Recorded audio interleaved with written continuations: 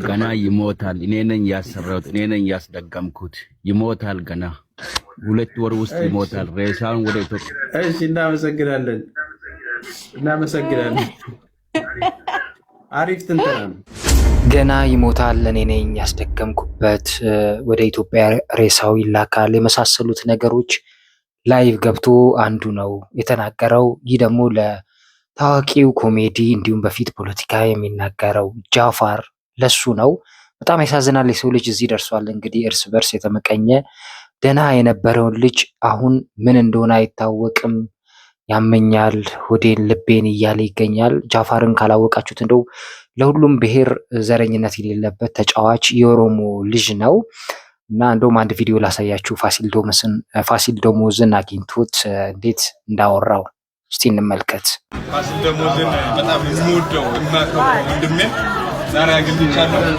ጃፋር ኮሜዲ ይባላል።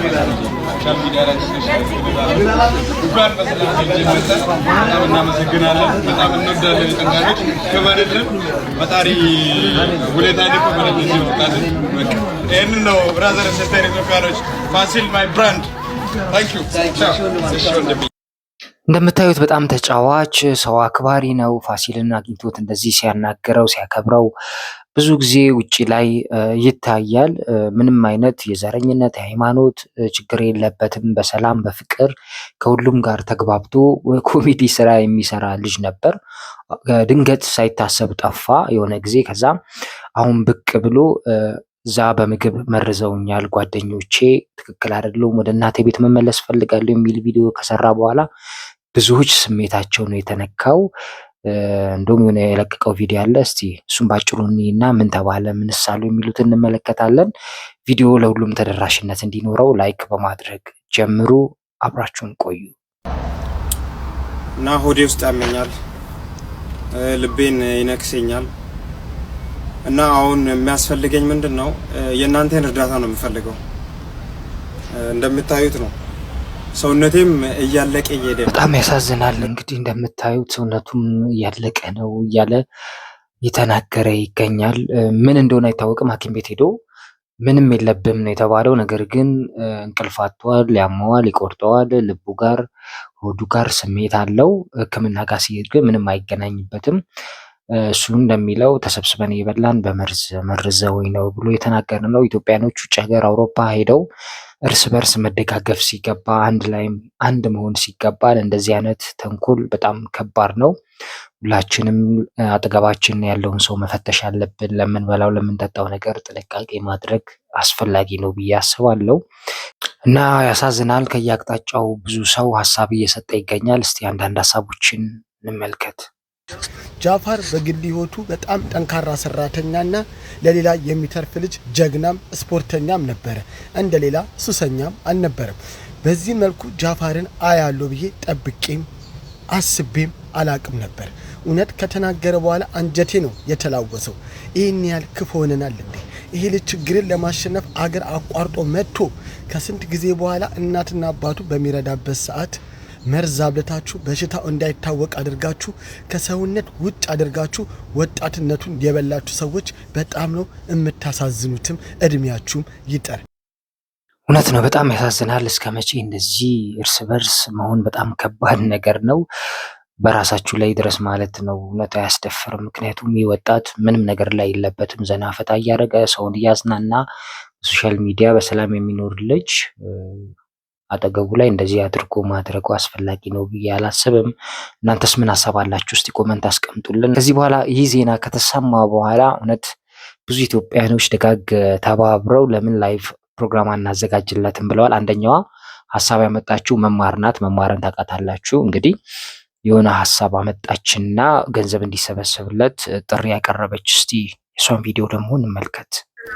ሰላም ሰላም፣ እንዴት ናችሁ? መማር ነኝ። ዛሬ እንግዲህ የመጣሁት ሁላችሁም እዚህ ሚዲያ ላይ ታችሁታል።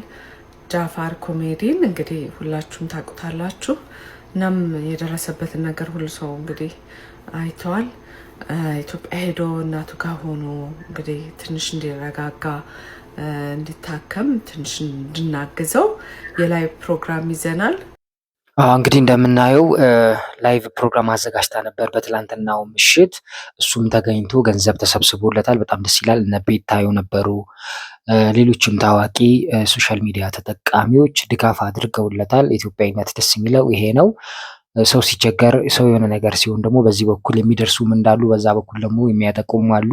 ቅድም መጀመሪያ ላይ እንደጋበዝኳችሁ እኛንን መርዝ ያደረግንበት እንገላለን ብለው ጭራሽ ላይቭ ላይ ሲፎክሩ ነበር። መማር በጣም አስተዋይ ናት፣ ለሁሉም ደራሽ ኢትዮጵያዊ፣ ምርጥ ኢትዮጵያዊ ናት። እስቲ የላይቭን ፕሮግራም በጥቂቱ እንከታተል። ሌላ አንዲት ልጅም አለች። ብቻ አሳውቅሻለሁ፣ ልክልሻለሁ፣ የራሴንም ማስገባለሁ። ግን በማን ላድርገው ነው? ወይ እኔ ካሻፕ ነው የሚመቸኝ። መማር ታውቂያለሽ፣ ሁሌም ካሻፕ ነው። ፔፓልስ በአንቺ ከሆነ የስ ሌላ ፔፓል አለ። በአንቺ ኃላፊነት ከወሰድሽ በአንቺ አስገባለሁ። ላይክ ሆነ ልካለሁ። በቃሽ፣ በቃ በአንቺ እንትን ላለው ጃፈር ጨርሶ ይማርክ ፈጣሪ። እዚህ ውስጥ ያላችሁን በእኔ ስም ያላችሁን ገብታችሁ አግዙ። በሌሎቹም እግዚአብሔር ጨርሶ ይማርክ ፈታበት። ምንም ችግር የለውም።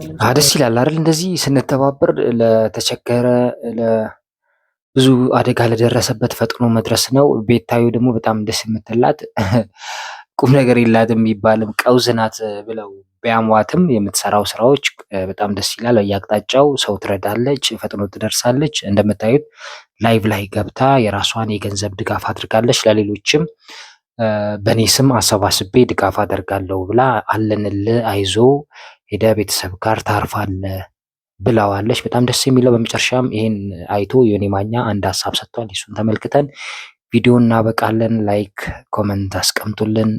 ይቀጥላል። መማርሻ ታንኪዩ ላደረግሽው መማር ታንኪዩ። እግዚአብሔር ብድሩን ይክፈልሽ። ምንም በዚህ እንትን የሚል አምላክ የለም። የሚቆጣ ወይም ደግሞ የሚያዝን አምላክ የለም። የሰው ልጅ ሲታመም ከጎኑ ደርሶ ያንን ሰው ማጽናናት፣ ያንን ሰው ማገዝ፣ ያንን ሰው እንትን ማለት መጥፎ ነው ብዬ አይደለም አላስብም። ሜርሲዬ እግዚአብሔር ምስክሬ። ስለዚህ ሺዝ ራይት ያደረገችው ነገር ይሄ ልጅን ከሞተ በኋላ ልናጨበጭብ ነው ህይወት እያለ ማድረግ ተሰብስቦለታል በተወሰነ መልኩ። እውነት ነው። ሰው በህይወት እያለ እንደዚህ መረዳዳቱ አስፈላጊ ነው። ከሞተ በኋላ ከንፈር ከመምጠጥ በጊዜ ደርሶ አለንል አይዞ ማለት አስፈላጊ ነው። ለሌላም ጊዜ በባካችሁ እንጠንቀቅ። ለምናደርገው ነገር ሁሉም የሳቀልን ሁሉ ወዳጅ አይደለም። ከጀርባ ብዙ ሰው ለእኛ ጠላት ሆኖ ሊገኝ ስለሚችል ምንበላው የምንጠጣው ነገር ውጭ ስንወጣ በጥንቃቄ ሰው እንምረጥ እላለሁ። የዛሬ መልእክቴ ፕሮግራሜ እናበቃው። ሰላሙ ነው።